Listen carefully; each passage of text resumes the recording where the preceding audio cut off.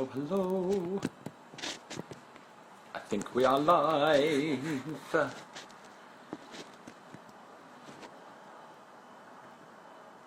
Hello, everyone. Happy Friday.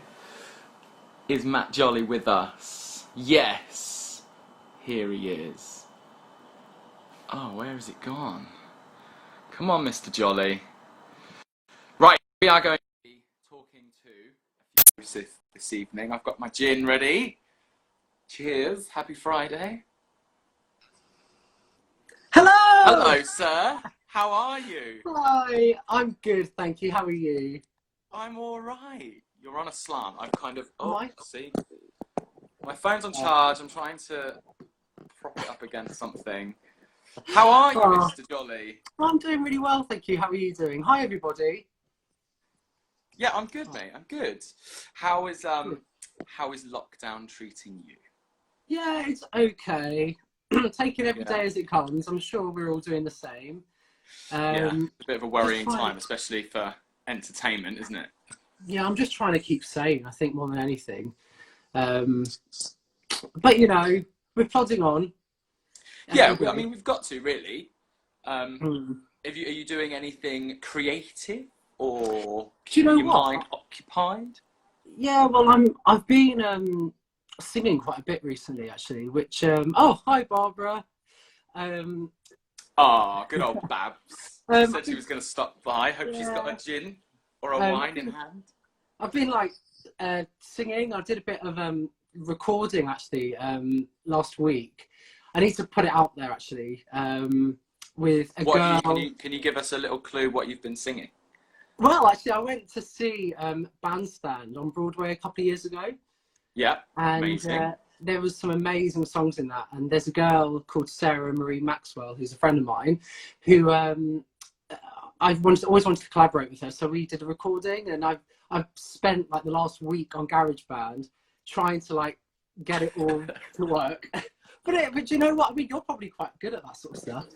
Are you? Do you have all the microphone and everything? Yeah, at home? I've got a microphone and everything, but it's literally when you do the editing, you sound like you're in a tunnel, or you sound like, you know, it's just a nightmare to sort of get it perfect. But it's things like this though, you know, having all this time on our hands. Like I've done a few things like you said, like on the GarageBand, and you know, if this hadn't happened, you would never get this time to do it. So it's almost like learning a new string with your bow, isn't it, really? Yeah, exactly. And you never know, like, you know, in the future when everything gets released and, you know, we can go out and auditions are happening and everything for people, like, there might be something that you need to add that to. Do you know what I mean? Like, you know, you might need to go and record something really quickly and, like, you'll be, like, on it because you've done it before. Yeah. So we'll see. Like you, I've been doing lots of decorating, which has been fun. Learning a new skill. Don't talk to me about decorating. Just don't, Matt. I can't. Oh well. Well, this is fun because I've never done one of these before. So what have you decorated? So I know from being on tour with you for like 11 months, I know that you are very keen at your little interior designing. I am. You've got a good eye for it. So tell us all, what have you been decorating? So I did a lot in the garden. So I sort of did the shed and decking and all of the panels. But then this was kind of in like the first 2 weeks of lockdown. So I thought, right, I've done that. Now what? So then I decided to do my my brother's old bedroom, and that sort of took quite a while actually because there was a lot of like preparation to do because it was wallpapering. Yeah. That was a new skill for me. So you know, maybe I could be a singing decorator. That could be. I think Matt, there's singing waiters out there. Maybe a singing decorator or a singing painter. You know, maybe that's a new niche for you, buddy. You never know. But it's coming along. You know what I mean? Like for me, it's been nice to have projects where there's an end goal. It's been nice to have something to do, and then. There's a sense of accomplishment as well. Exactly. When, like, you know, you set yourself a target and, you know, whether it takes you a week or 2 weeks, you know, you've got the finished product and you've stood back and you've gone, I've done that. Yes. You know, Anyway, but have you done much today? I've been looking at wallpaper and paint today, so another decorating kind of day. I wasn't anywhere further forward though, unfortunately. I'm running out of shops to go into. Just can't seem to find Do you know what? we want. I've never been able to get decent wallpaper in a shop. Whenever I've been like picking them in the past, I always get them online. I always find. I love the way we've just digressed to like, you know. I know. Sorry. This is. Yeah, I was going to say. Matt, sorry, everyone's doing everybody. exactly the same. Everyone. I've even joined like groups on Facebook, and it's like, you know, DIY. Oh, what was it called? DIY at home or something, I don't know. Yeah. And I've been getting loads of ideas. Yeah, it's great. Oh, that's amazing. And then you can message the people and they tell you where they've got it from and how much it costs, and you're like, yes. Yeah. No, it's really good. So industry-wise, so Joseph, tell if people didn't know, tell everybody who you played and what tours and shows you've been doing. Okay. So I thought you were going to get the CV out there. I wasn't. No, I was going to get. No, what I did is I took a photograph on my last ever show, or the day of the last show when we left, and I like had a load of facts on it. I don't know if I've showed you it, but I basically took a photograph, and it has like, you know, however many shows I did, how many Any Dreams Will Do I did, and all that sort of stuff. Wow, yeah, come on, tell us all. So, hold on, let me try and... Oh, let me get it. There we go. So, in my outfit... Frenchman. And so I did 646 shows in total. Wow. So, and then, yeah, so that was like 54 days worth of being on stage. 2,584 Any Dream Will Do's, 5,168 costume changes. Went up and down those treads like thousands of times. Yeah, and like I went over 3.7 miles on my bike. That's amazing. And that's across 2 years. But obviously you're doing 10 to 12 shows a week. So you were obviously us two were in the same cast last year. Yeah. What was the cast you were in before? Who was in the cast? Was it Joe McElderry? That's it. It was Joe McElderry, but it was also the previous production.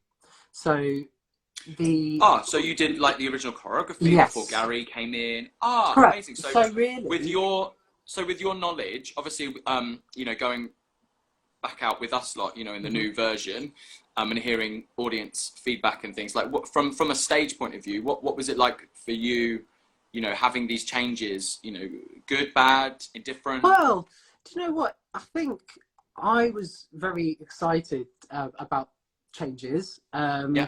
Just to mix it up really, because when I did the first year, obviously whenever you do something for the first time, it's going to have a special place in your heart. So when we were in rehearsals for our version and things were changing, I was a bit like, there were moments where I was like, oh I miss doing this or miss doing that. But on the whole, I actually preferred it the second time, just because I think it had more attack and just more to do. You know, is it a little bit more fresh, like a little bit more it was like fresher, current, modern, and I just felt because I've not really seen any of the old choreography, apart from like old videos on YouTube and things like that. But you know what I really liked, and I know we've had this conversation, is obviously with Henry Metcalf's original concept and choreography for the show. It's very about like a thought, a feeling, and Gary really took that on and really made that his kind of motif in his choreography, which is probably very different for, you know, when he's stepping up to like Thriller and things like that. Yeah, no, it was really good.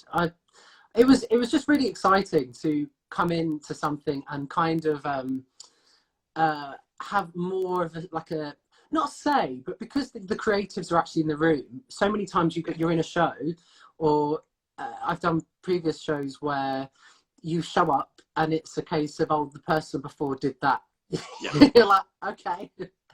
And that's hard as well, because like us, the show's been created for around us as people, the next person might not be able to do it, or even if they can, it just might not look right, or they might be able to do something completely different and just take it on a different, you know, which is not right or wrong. It's just that's the feeling of the moment. You know what I mean? Yeah, of course. But it's just really nice to be in a rehearsal room where you're with the creative, and then you can say, "Oh, do you know, I quite like the idea of doing this." And there are moments in the rehearsal room where something wouldn't feel right, or I'd be like, "Oh, do you know what? Why don't we look at this?" Or you know, and it was great. You know, like there were moments I know Calypso, I had a few bits where I added in a few. Yeah. Well, even when it changed into the third leg of the tour, that was even like when we went back into rehearsals after the summer, and then we went into that third leg, and little amendments happened again, and we were just like, oh no, like we've been doing it the same way for so long. But again, it was moving forward in like such a good way. Like it makes it fresh. Yeah. No. If anyone has any questions for Mr. Matt Jolly, then you can comment below. And while we're just chatting away, but do remember that you can donate to the Acting for Others. I think somebody has put a link. It is www.justgiving.com/fundraising/Joseph Dream Concert. When is the performance? When is the show? We don't know. I think it's going to be very, very soon. Okay. I do know, I don't know if I'm allowed to say, but I know one of the big stumbling blocks was obviously because it's, you know, it's not just pick up a backing track and send it out. You know, everything has to be approved and rubber stamped, really. So because of obviously lockdown and these companies have got skeleton staff going on, I think that was the backlog of it all, like just getting everyone's approval, which I think they've received pretty much now. So any day will do. Any day, oh God. So what's the plan going forward then, Matt? Like what like performing wise, obviously when it all comes back up and running, like what's your aspirations? What do you want to do? Oh, I don't know. Well, no, in all honesty, I know that it's a very difficult time for the arts, and I'm really like scared, in all honesty, we don't know what's going to happen.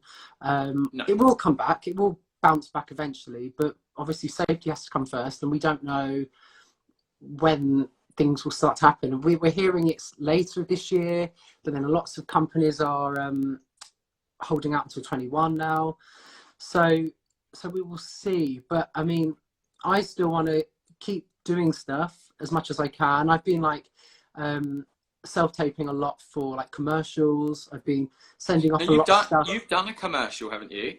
I remember you showed me in rehearsal. You've done quite a few. So yeah, tell us about that. So, like, tell us how different it is.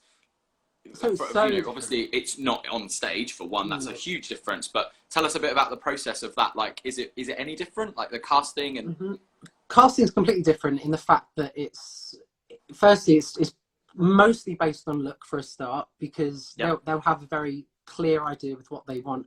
Well, obviously with theatre it's a lot more open, because obviously you need to be right for the role. But you know, like if you look at me and you look at Nathan, we're very different.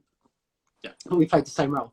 But when you do a commercial, they have like a storyboard, and you look at a photo sometimes, or a letter that someone's drawn up, and it literally looks exactly like me or whatever. But I find the thing with commercials is it's more, you go in and you just have to do what they say, and that's it. Like it's very black and white with what they're looking for. You know, we want you to pick up the phone.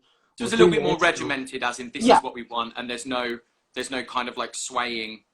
Not really, no. And I think that's when I think you've either got the knack for it, or you haven't, because you've just got to be able to take that information and do it. And there's also very clear things they want, and they'll ask you for. They'll say, we want to see you picking up the phone, you looking at the phone, because so in an audition, so many people might just go, oh, but it's having clear beats as well. But I've learnt that over the time I've been doing it. It just sort of takes. What's your biggest? If we wanted to YouTube you now, what would be the commercial that you would tell everyone to go and watch? Well, the one that that was big over here was Samsung. Oh, right. Samsung S7 Sync is what it's called, and that was filmed in 2016. Wow, so And that quite was recent.